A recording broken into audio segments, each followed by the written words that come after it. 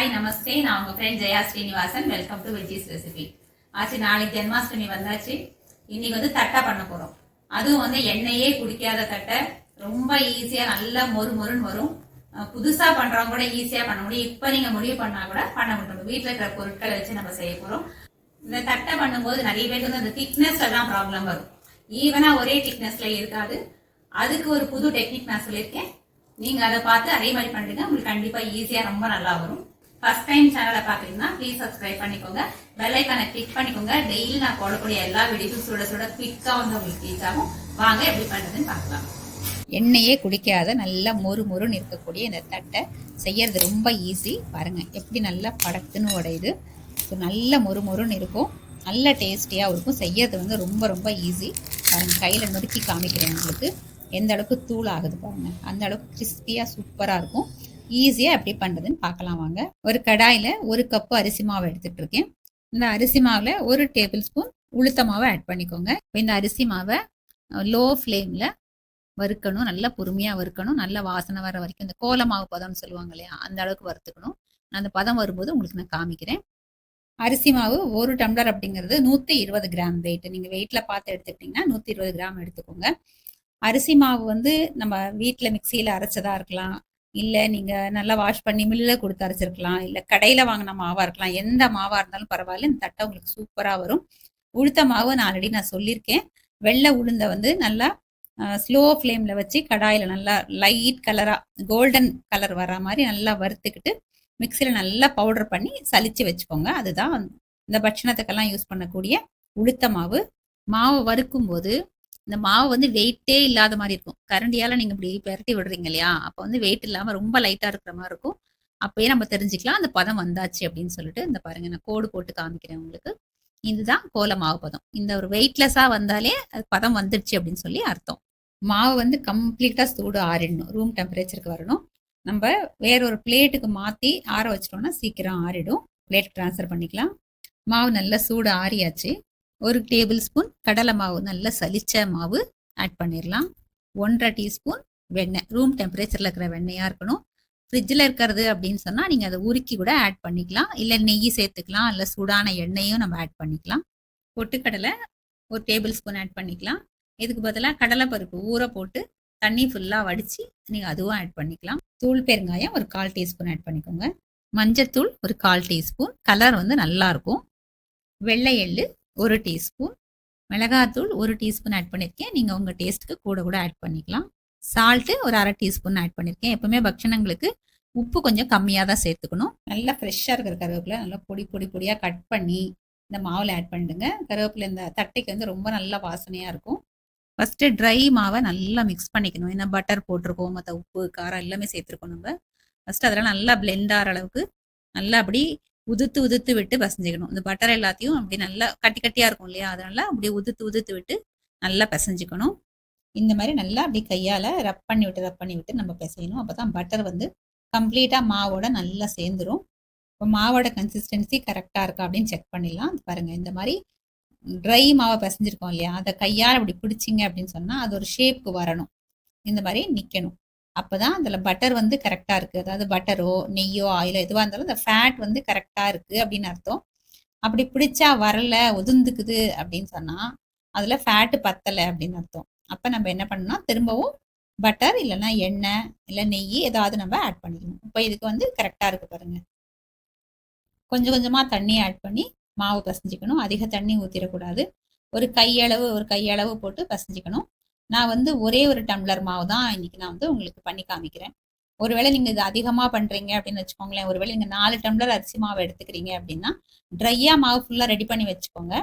அதுக்கப்புறம் தண்ணி ஆட் பண்ணும்போது அதை 4ஆக பிரிச்சுட்டு ஒவ்வொரு போர்ஷனாக தண்ணி ஆட் பண்ணி மாவு மிக்ஸ் பண்ணுங்க. ஏன்னா மொத்தமாக நீங்கள் தண்ணி ஊற்றி பசைஞ்சிட்டீங்க, மாவு ஊறி போச்சு அப்படின்னு சொன்னால் உங்களுக்கு தட்டை செவந்து போகும். பாருங்க, இப்போ இது கரெக்டாக இருக்குது. நல்லா அப்படி சாஃப்டாக நல்லா பசைஞ்சிருக்கேன். இந்த அளவுக்கு நீங்கள் பசைஞ்சிக்கணும். இப்போ கையில் கொஞ்சமாக எண்ணெய் அப்ளை பண்ணிவிட்டு மாவு ஒரு தடவை பசைஞ்சிக்கலாம். இது கொஞ்சம் நல்லா இழுத்து இப்படி நல்லா பசைஞ்சிங்க வச்சுக்கலாம். நல்லா சாஃப்ட் ஆகும் மாவு. எந்த அளவுக்கு மாவு நல்லா சாஃப்டாக இருக்கோ அந்த அளவுக்கு தட்டை வந்து ரொம்ப நல்லா வரும். இப்போ டிஃப்ரென்ஸ் தெரியுதுங்களா? நம்ம எண்ணெயை கையில் தொட்டுட்டு பசைஞ்சதுக்கப்புறம் மாவு இன்னும் கொஞ்சம் நல்லா சாஃப்ட் ஆயாச்சு. கையில் லேசாக எண்ணெய் அப்ளை பண்ணிவிட்டு நமக்கு எந்த சைஸில் தட்டை வேணுமோ அது தகுந்த மாதிரி மாவை உருட்டி வச்சுக்கலாம். ஒரே சைஸாக இருந்தால் நமக்கு பொரிச்சு எடுக்கும்போது ஒரே மாதிரி வரும், பார்க்கவும் நல்லாயிருக்கும். நான் குட்டி குட்டியாக தான் பண்ணுறேன். உங்களுக்கு எந்த சைஸில் வேணுமோ அந்த அளவுக்கு நீங்கள் இந்த உருண்டையெல்லாம் உருட்டி வச்சுக்கோங்க. மொத்த மாவையும் உருண்டையாக உருட்டி வச்சுக்கலாம். மொத்த மாவையும் உருட்டி வச்சாச்சு. இப்போ வந்து இது தட்டுறதுக்கு நான் ஒரு பட்டர் பேப்பர் எடுத்துக்க போகிறேன். நீங்கள் வந்து பட்டர் பேப்பர் எடுத்துக்கலாம், துணி எடுத்துக்கலாம், இல்லை பால் கவர், எண்ணெய் கவர், அந்த மாதிரி எது வேணாலும் எடுத்துக்கலாம். நான் அந்த பட்டர் பேப்பரில் லேசாக வந்து ஆயில் அப்ளை பண்ணியிருக்கேன் ஒட்டாமல் இருக்கிறதுக்காக.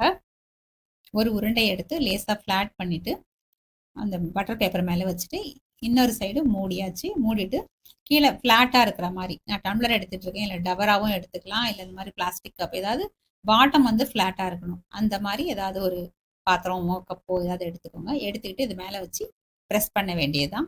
அவ்வளோதான். ஒரே சைஸில் ஒரே திக்னஸில் நமக்கு நல்லா ப்ரெஸ் பண்ண வந்துடும். இந்த மாதிரி இருந்ததுன்னா ஓரங்களும் சரி சென்டரும் சரி எல்லாம் ஈவனாக வந்து ஒரே திக்னஸில் இருக்கணும். திக்னஸ் வந்து இந்த மாதிரி இருக்கணும். இது கரெக்டாக இருக்கும். ரொம்ப மெல்லிஸாக இருந்தால் என்ன ஆகும்னா ரொம்ப பொரிஞ்சிடும், சாப்பிடும்போது கடுக்குன்னு இருக்கும்.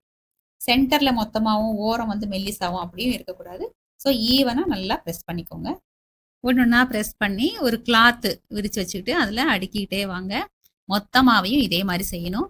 இப்போ ஒரு வேளை வந்து இந்த திக்னஸ் சரியாக வராது அப்படின்னு சொல்லி ஒரு பயம் இருக்கும் இல்லையா, அவங்களுக்கு நான் ஒரு டெக்னிக் சொல்லித்தரேன். இதே மாதிரி ஒரு உருண்டையை எடுத்துட்டு இதே மாதிரி பட்டர் பேப்பர் மேலே வச்சுக்கோங்க. இப்படி பிளாஸ்டிக் கப்பு வச்சுக்கோங்க. பிளாஸ்டிக் கப்புனா தான் உங்களுக்கு கண்ணுக்கு தெரியும். அப்போ என்ன பண்ணீங்கன்னா கப்புக்குள்ளே இப்படி கட்டை விரல் விட்டு சென்டர்லேருந்து ப்ரெஸ் பண்ணுங்க. அப்போ உங்களுக்கு சென்டர்லேயும் சரி ஓரத்துலையும் இப்படியே ப்ரெஸ் பண்ணிங்கன்னா ஈவனாக ஒரே சைஸில் வரும். எங்கேயுமே வந்து உங்களுக்கு திக்காவோ தின்னாவோ அப்படி வராது. உங்களுக்கு வந்து தெரியும் எவ்வளோ திக்னஸ் இருக்குது அப்படிங்கிறது தெரியும். பாருங்கள், சைஸும் கரெக்டாக வரும், ஷேப்பும் கரெக்டாக வரும், திக்னஸும் கரெக்டாக இருக்கும். எங்கேயுமே வந்து ஒரு பக்கம் மொத்தமாகவும் ஒரு பக்கம் மெல்லிஸாகவும் அப்படி வரவே வராது.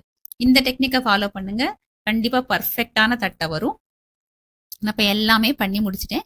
புது டெக்னிக்கும் உங்களுக்கு காமிச்சிட்டேன். இந்த டெக்னிக்கில் நீங்கள் பண்ணிங்கன்னா கரெக்டாக வந்துடும். இப்போ இது எல்லாத்தையும் நம்ம பொரிச்சு எடுத்துக்கணும். அதுக்கு முன்னாடி ஒரு ஃபோர்க்கு ஏதாவது எடுத்துக்கிட்டு எல்லா தட்டையிலையும் அப்படி லேசாக அப்படி குத்தி விட்டுக்கோங்க. ஏன்னா எண்ணெயில் பொரிச்சோன்னு வச்சுக்கோங்களேன், சில சமயம் அப்படியே பூரி மாதிரி பொங்கிடும்.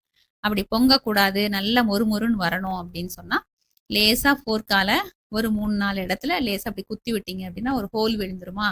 அப்போ இது வந்து பொங்காது, நல்லா பர்ஃபெக்டாக நல்ல மொறுமொறுன்னு நல்லா பொரிஞ்சிடும். பண்ணி வச்சிருக்கிற எல்லா தட்டையிலையும் இந்த மாதிரி ஃபோர்க்கால கொஞ்சம் அப்படியே குத்தி விட்டுக்கோங்க. எண்ணெய் சூடாகிறதுக்கு வச்சுட்டேன். கேஸ் ஃப்ளேமை வந்து ஹையில் வச்சுக்கோங்க. எண்ணெய் நல்லா சூடானதுக்கப்புறம் மீடியம் ஃப்ளேமுக்கு மாற்றிக்கோங்க. சின்ன பீஸ் எண்ணெயில் இப்படி போட்டு பாருங்கள், டக்குன்னு எழும்பி மேலே வந்ததுன்னா எண்ணெயோட டெம்பரேச்சர் கரெக்டாக இருக்குன்னு அர்த்தம். இப்போ தட்டையெல்லாம் பொரிக்கிறதுக்கு எண்ணெயில் போட்டுடலாம். இந்த கடாயோட சைஸு எண்ணெய்க்கு பொறுத்த மாதிரி 4 5 எவ்வளோ போட முடியுமோ போட்டு பொரிச்சு எடுத்துக்கலாம். போட்டதுமே கொஞ்ச நேரம் அப்படியே விட்டுருங்க. அதுக்கப்புறம் லேசாக திருப்பி விட்டுக்கலாம். 2 சைடும் நல்லா கரெக்டாக பொரிச்சு எடுத்துருவோம். எண்ணெயில் பாருங்கள் பபிள்ஸ் ஃபுல்லாக அடங்கியாச்சு. அப்போ தட்டை கரெக்டாக ரெடி ஆயாச்சுன்னு அர்த்தம். இப்போ நம்ம எடுத்துடலாம். எடுத்து நல்லா அப்படி எண்ணெயை வடிய விட்டுட்டு ஒரு பிளேட்டில் போட்டு நல்லா சூடு ஆற வச்சுக்கலாம். அதுக்கப்புறம் ஒரு ஏர்டைட் கண்டெய்னரில் போட்டு மூடி வச்சுக்கலாம். இப்போ இந்த பிளேட்டுக்கு போட்டுருவோம், சூடு ஆறட்டும். நம்ம பண்ணி வச்சுக்கிற எல்லா தட்டையும் இதே மாதிரி எண்ணெயில் பொரிச்சு எடுத்துக்கலாம். தெரியுதுங்களா எவ்வளோ மொறுமொறுப்பாக இருக்குது அப்படின்னு சொல்லிட்டு. கம்ப்ளீட்டாக எல்லாத்தையுமே பொரிச்சு எடுத்தாச்சு. நீங்களும் இதே மெஷர்மெண்ட்ஸ் இதே மெத்தட் யூஸ் பண்ணி ட்ரை பண்ணி பாருங்கள், கண்டிப்பாக சூப்பராக வரும். இதே மாதிரி பண்ணி பார்த்துட்டு எப்படி வந்து எனக்கு கமெண்ட்டை சொல்லுங்கள். சேனலை சப்ஸ்கிரைப் பண்ணிக்கோங்க, எனக்கு மோட்டிவேஷனாக இருக்கும். லைக் பண்ணுங்கள், ஃப்ரெண்ட்ஸ் அண்ட் ஃபேமிலியோட ஷேர் பண்ணுங்கள், பெல் ஐகானை கிளிக் பண்ணுங்கள். டெய்லி இப்படி மீட் பண்ணி நம்ம பேசிகிட்டே இருக்கலாம். தேங்க்ஸ் ஃபார் வாட்சிங்.